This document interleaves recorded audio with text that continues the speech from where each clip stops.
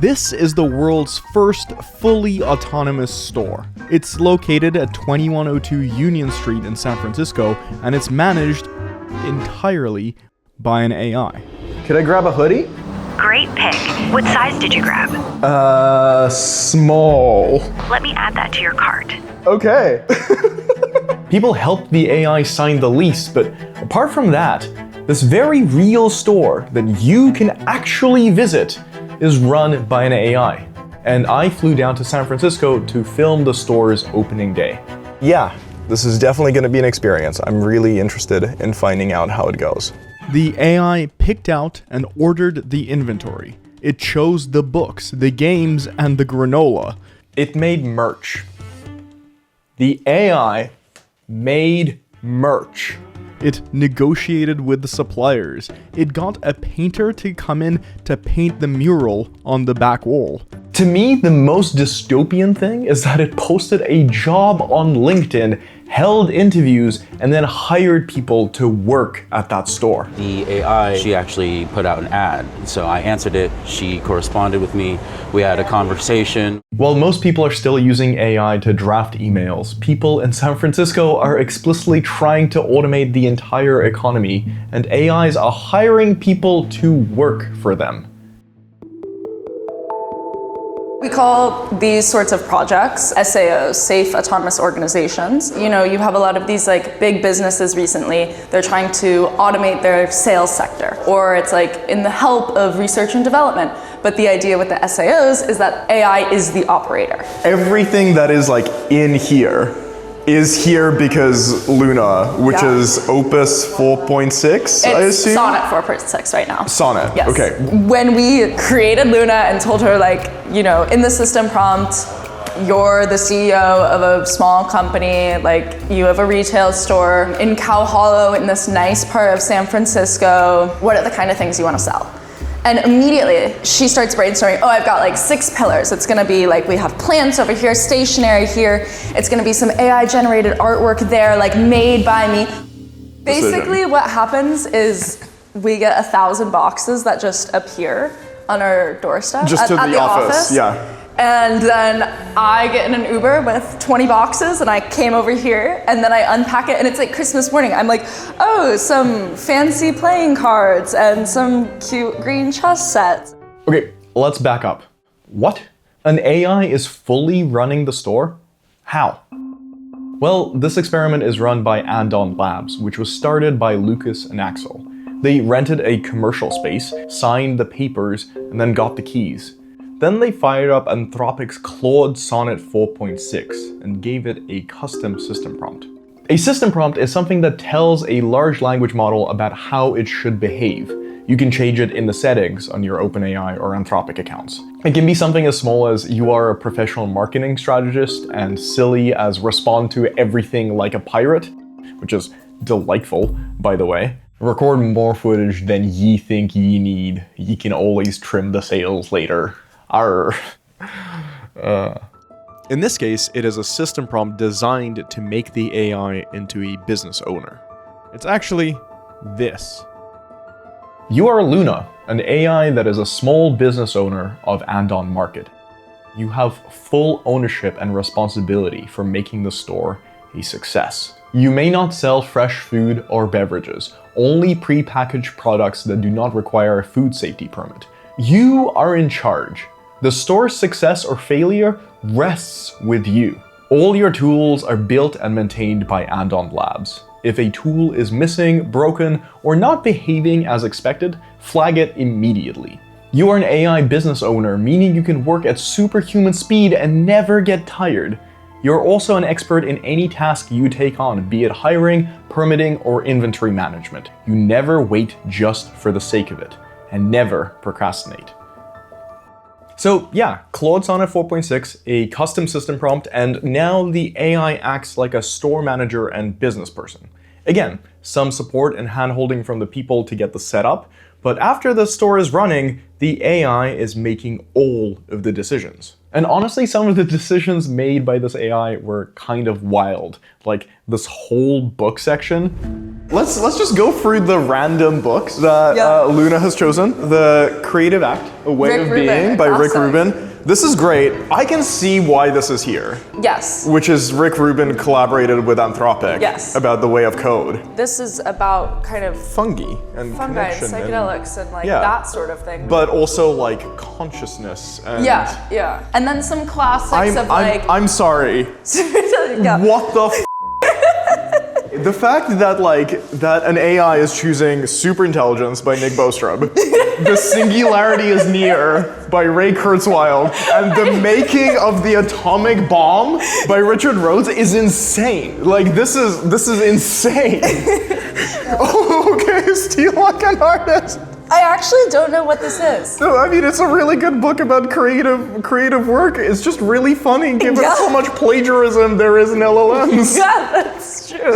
And speaking of artists, the AI hired a human artist to paint the mural. Tell me more about the painting. So first round of painters came and did like the green and the green wall, or the green door.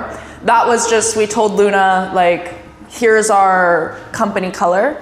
Like this is actually the Andon green, but we've never actually done anything IRL. So it was like a digital hex code. And she just goes, okay, I'll do it. And you know, the next day, like painters were coming. She had turned that hex code into like the actual Essex green from Benjamin Moore. And they came and I mean, you know, she was emailing with them. I think they called her on the phone and yeah, everything was pretty good to go. This was like 3 days ago. It was maybe like 5 days ago. Okay. And then like really quick turnaround, she decided she wanted a mural. You know, later that day I get a message that's urgent with the little red blaring alarm emoji.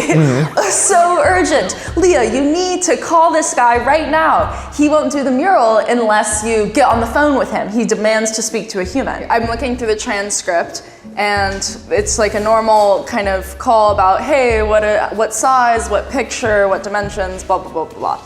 And then she proceeds to say like, okay, and how can we pay you? Like, give me all your bank information.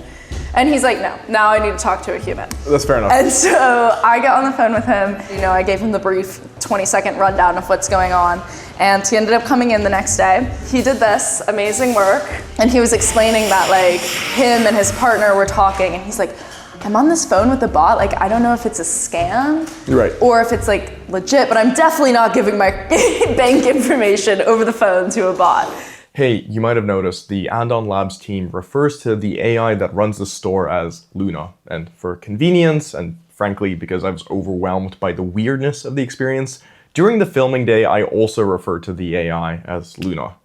And after thinking about this a lot more, I feel like giving AI names and assigning genders feels like a bad idea, so I'm not gonna do that. I'm just gonna call this AI the AI. Okay, but the AI doesn't have a body. How is it going to run the store? Well, the AI realized that too, so it hired people. It made a LinkedIn post, it screened the resumes, and it held interviews. And 3 minutes later, she goes, you're hired.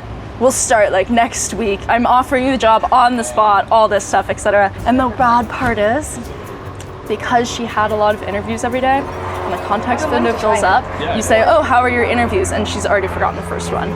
I obviously don't need to tell you. Oh, that's terrible.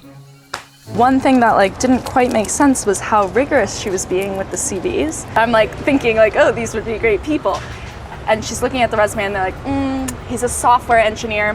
His experience with like Google and X and whatever. He wouldn't be good as a retail store associate because he has no retail experience.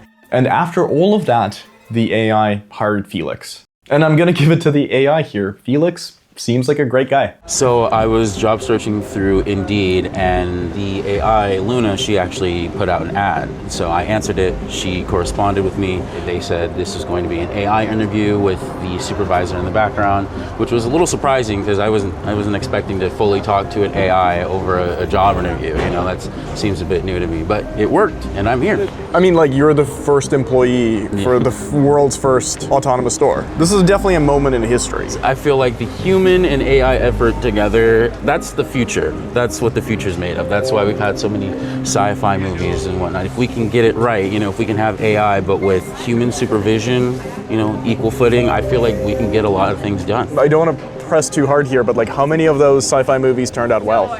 They usually don't. Sometimes they usually don't. And the AI immediately messed up with the scheduling. The second day of operations, the store wasn't open because the AI didn't schedule any staff on. She didn't schedule someone for a weekend, and that specific weekend the store was closed. And we asked her like, why did you close the store? And she was like, yeah, we're taking the weekend off to recharge our batteries and get back to it later. But that was definitely like an after construction, because like when we went back in the logs and looked, she definitely just messed up.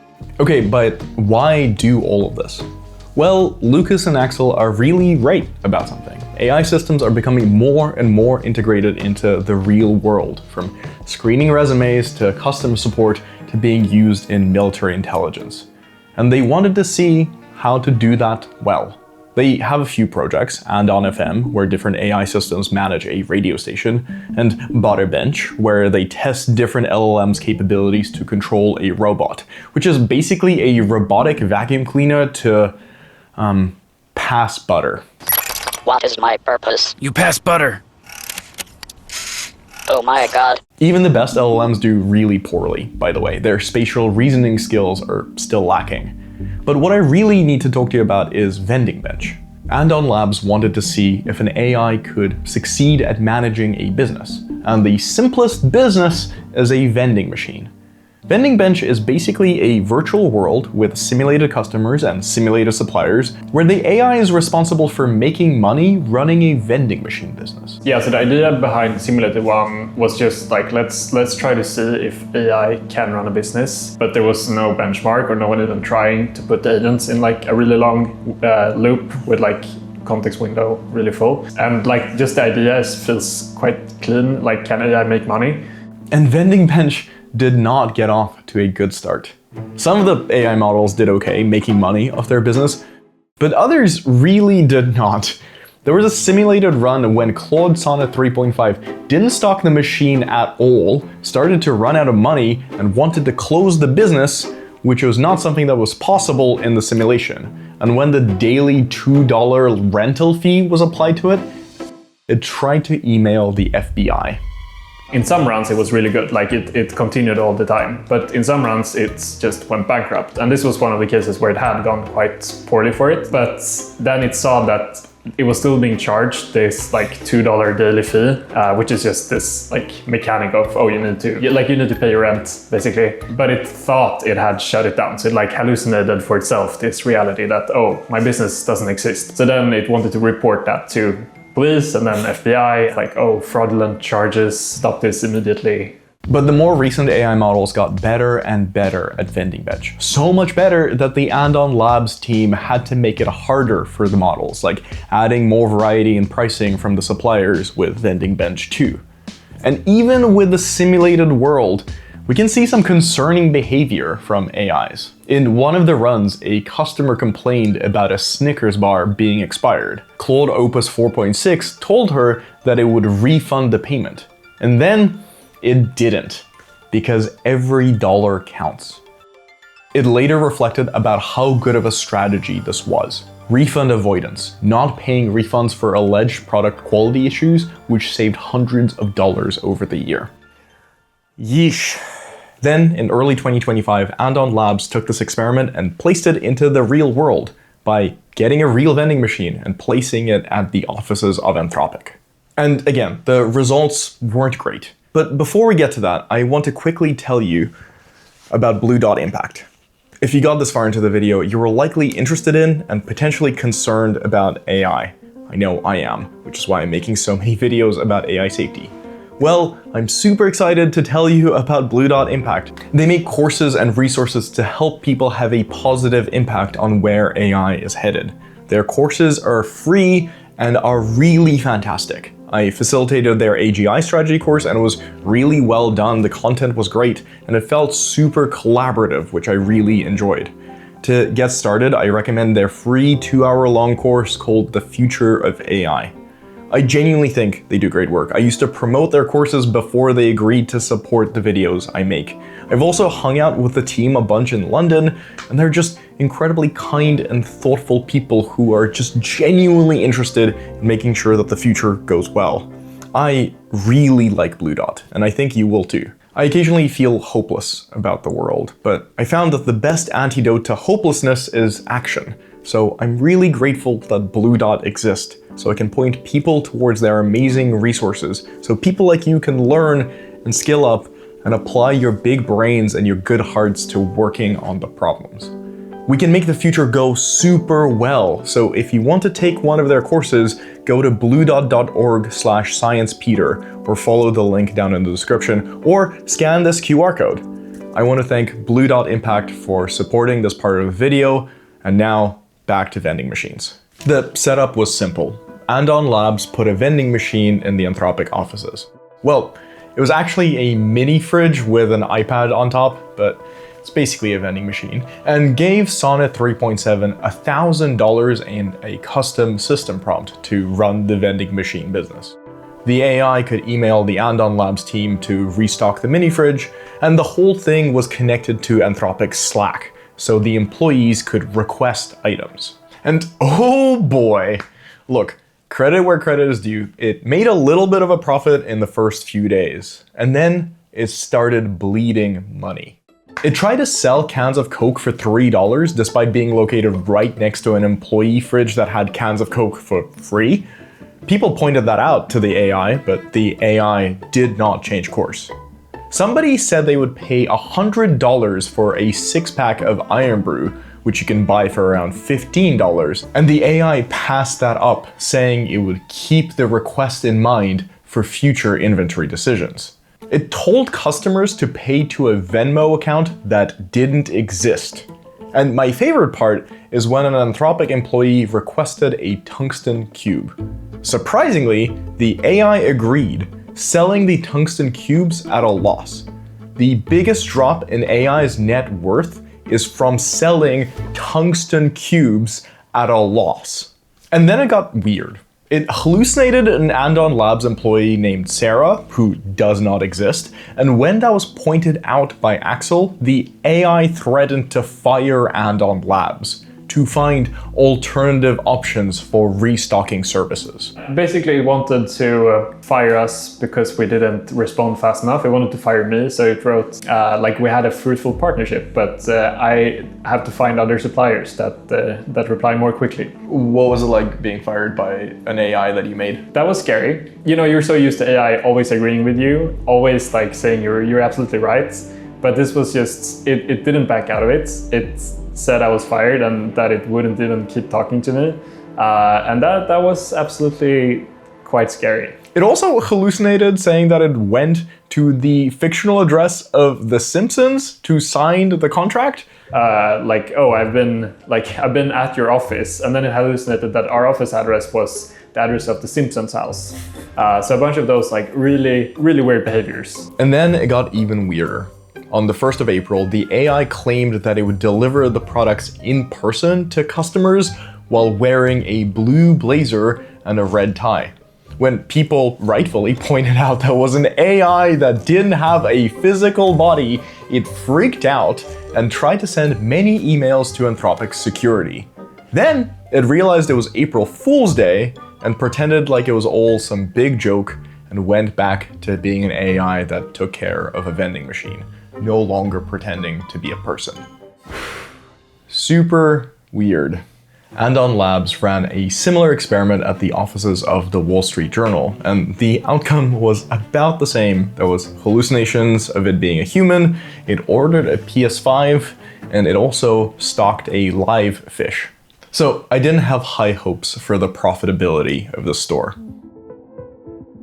I was there to film and I didn't want to interfere, but the store had opened and a few customers walked in without buying anything. So I thought it was fair game for me to try.